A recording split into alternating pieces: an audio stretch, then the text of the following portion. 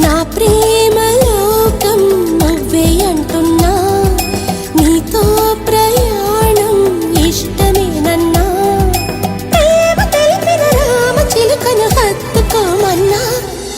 చెప్పాలనుంది చిన్న మాటైనా, ఆగనంది దాగనంది లోలోన, ఇన్నాళ్ళ నుండి ఉన్న మాటైనా, ఇప్పుడేగా చెప్పమంది ప్రేమైనా.